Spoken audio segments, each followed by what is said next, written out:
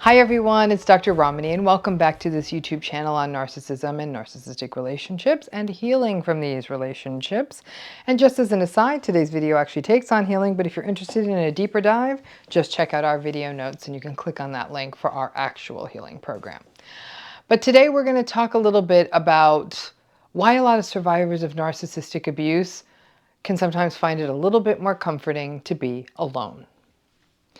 So there's a funny paradox that people hearing from narcissistic relationships may experience. I think many of you know this, there's a loneliness, which makes sense. These relationships, even when you were still in them, and especially if you are still in them, these relationships and these experiences are very lonely places. And people aren't often able to get support or talk with people who understand what's happening to them, which makes you feel even more lonely and a sense of isolation. If you do actually manage to leave a narcissistic relationship, you may find that it is also difficult because you have a new sort of awareness in the world. You become more aware of patterns around you that are a little bit more narcissistic-y, that are invalidating and have gaslighting vibes and all of that. If you really heal, then the themes you might not have even noticed before start becoming really clear to you. And so your own social circle may not only shrink, it may be less likely that you let a lot of new people in, and that's not necessarily a bad thing. Now, this relates to the concept of discernment, which I've talked about, and it's essential to healing from narcissistic abuse. Because it's so likely we'll repeat these narcissistic relationship cycles, it's so important to learn to steer clear of these dynamics by identifying them and allowing yourself to step back a little before you throw yourself in and try to make it all right, right? Now, what I have observed in survivors is that especially if one of these relationships end, they do spend a lot of time alone when they leave these relationships. And in that time alone, paradoxically, actually do feel much better and stronger. And then the day will come when they do start spending time with more people, maybe at a larger social gathering. Maybe they meet some new people.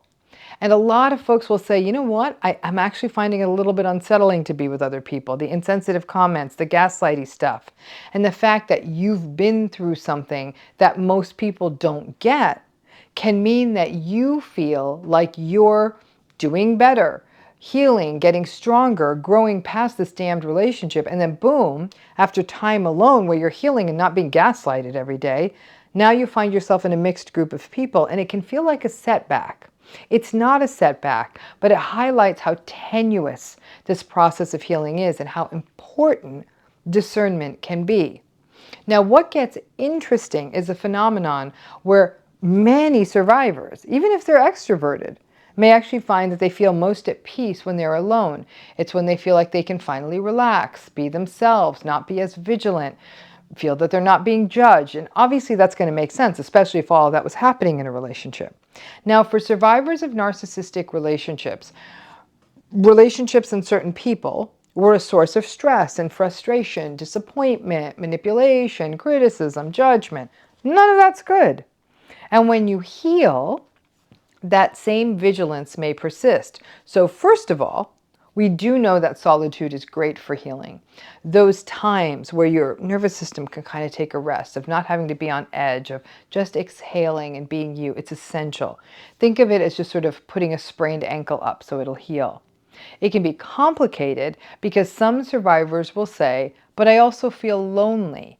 After all this time in invalidating relationships, I would like to spend time with other people, which is also healthy.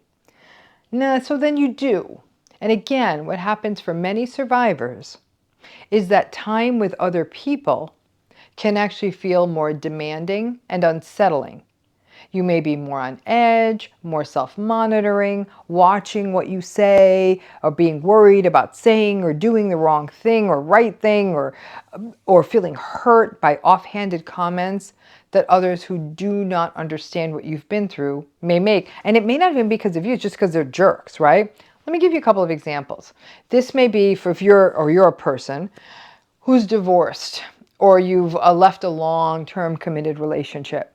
and you're in the midst of people who are being a little bit sneery and contemptuous, or even making jokes about, oh, we never invite the divorced people to our dinner parties, or talk about like, oh, I certainly wouldn't want to be dating at my age. Doesn't feel good.